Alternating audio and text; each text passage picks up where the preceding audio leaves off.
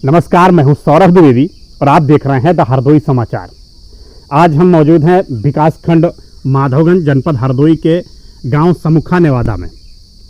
यहां पर हमें एक जानकारी हुई कि एक जो प्रधानमंत्री आवास योजना के तहत आवास बन रहा है, उस आवास को प्रधान, पूर्व प्रधान और लेखपाल के द्वारा अधूरा बन गया है। इसमें बस लेंटर पड़ना रह गया है, उसको रोक दिया गया है।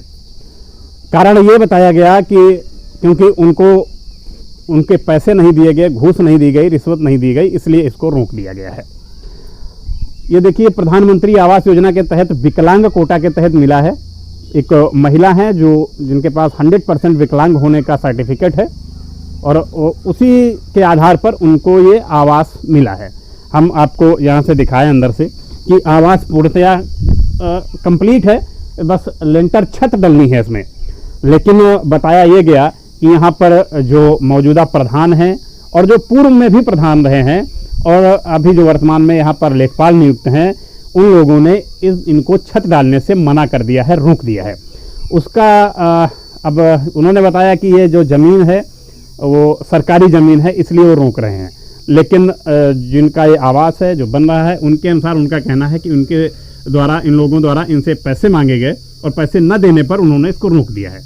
क्योंकि अगर ये सरकारी ज़मीन थी, इनको रोकना ही चाहिए था, तो जब ये बन रहा था तभी इसको रोक देना चाहिए था, शुरुआत में ही रोक देना चाहिए था। अभी आप देखिए, इतना पैसा सरकारी पैसा लग चुका है और उसके बाद इसको रोक दिया गया है, इनको छत डालने से मना किया गया है। आपको अंदर भी दिखाते हैं। इधर देखिए, ये पूरा कंप्लीट है, ये छत डलनी इसमें बाकी रह गई है। अब ये देखिए, पूरा इधर से भी दीवारें कंप्लीट हैं, हो गई है। अब यहाँ पर लगभग कंप्लीट है, केवल छत डालने से इनको यहाँ पर रोक दिया गया है। तो अभी हमारे साथ जिनका आवास है वो हैं, तो उनसे हम थोड़ा बातचीत करेंगे, उनसे जानेंगे कि क्यों। जी भाई साहब, क्या नाम क्या है आपका? मनोहर लाल कुशवाहा। तो कुशवाहा जी, आपका ये आवास जो बन रहा है, इसको किसने रोका है? पुराने प्रधान, नए प्रधान। क्या नाम है पुराने प्रधान का? लेखपाल। नाम क्या है उन लोगों का? आत्माराम द्विवेदी और शशकला देवी वर्तमान प्रधान है। प्रधान। और लेखपाल कौन है? अरुण कुमार है। ग्राम पंचायत समुखा नेवादा है। तो यहाँ पर इसको क्यों रोक दिया है उन लोगों ने? क्या कह के रोका है आपसे? लेखपाल को बुलाया उन्होंने और खंजरा नाप लिया, कहते हैं खरियान में आ रहा है। और जबकि मैंने नींव खोदी थी तब दोनों प्रधानों के सहमत से खोदी थी। अच्छा, उनको पहले आपने सूचना किया। हाँ। अच्छा, लेखपाल अब क्या कह रहे हैं? अब लेखपाल कहते हैं इसको छत मत डालो, जले कोई इसको जो है विधिवत से हम देखेंगे और जब जानकारी में आ गई है और छत ऐसे डालोगे तो छत गिरा दी जाएगी।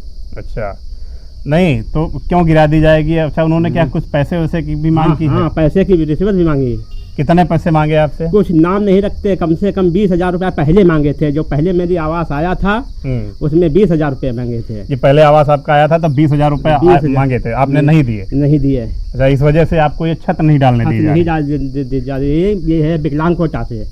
अच्छा, विकलांग कोटा से। कौन विकलांग है, जो किसको मिला है? अच्छा, आपकी पत्नी विकलांग है, उनके विकलांग कोटा से मिला है। तो क्या ये जमीन सरकारी जमीन है? आप कब से रह रहे हैं यहाँ पर? हमको दूसरी पीढ़ी हो गई है। अच्छा, एक पीढ़ी गुजर चुकी है। कितने वर्ष हो गया होगा लगभग यहाँ रहते हुए? तो 45 साल। 45 साल यहाँ पर आपको इस जमीन पर रहते हुए हो चुका। अच्छा, तब कोई जमीन ये विवादित नहीं थी। हाँ, ग्राम समाज में सब बने हुए हैं, सबको बना है, कुछ नहीं था। लेकिन अब है जैसा है, जब रिश्वत नहीं दी तब सब कोई खरियान में कह रहा है, कोई आबादी में कह रहा है, कोई ग्राम समाज में कह रहा है। अच्छा, क्या इस बाबत आपसे पैसे मांगे गए? क्या इस बाबत आपने कहीं किसी से शिकायत की, ऊपर उच्च अधिकारियों से, जिलाधिकारी महोदय से, एसडीएम महोदय से, या अन्य कहीं आपने कोई शिकायत कहीं की है? नहीं, अभी कहीं नहीं की। अच्छा, अभी कुछ नहीं किया मैंने। तो आप क्या चाहते हैं? मेरी छत पड़े, रहने के लिए मेरी छाया बने। अच्छा, इसके अलावा भी आपका कहीं अन्य कोई मकान है, कहीं आप रहते हैं? कोई नहीं, कुछ नहीं। आपका यही मकान है, यहीं आप रहते हैं? यही रहते हैं। एक 5 फुट की जगह पड़ी हुई है, हम उसमें बनाना चाहते थे, लेकिन 5 फुट में मकान नहीं बन सकता। तो हमको सलाह दी पुराने प्रधान नए प्रधान ने कि आप ऊसर पे जहाँ रह रहे हो वहाँ बनाइए, वहाँ कोई विवादित ज़मीन नहीं है, खरिहान अगल है। अच्छा, आपको पहले आपसे प्रधान और पूर्व प्रधान सबने कहा कि वहाँ बना लो और अब अड़ंगा लगा रहे हैं क्योंकि आपने उनको पैसे नहीं दिए, यही बात है ना? यही बात है। तो आप इस बाबत आपको जिलाधिकारी महोदय या एसडीएम महोदय से शिकायत करनी चाहिए, इसकी उनको जानकारी आप दीजिए, उन्हीं के माध्यम से आप उनको जानकारी देंगे तो इसकी जांच होगी। उसके बाद अगर उन्होंने आपसे पैसे मांगे हैं तो फिर उन पर कार्रवाई होगी। तो आपको एक शिकायत जो है जिलाधिकारी महोदय से करनी चाहिए।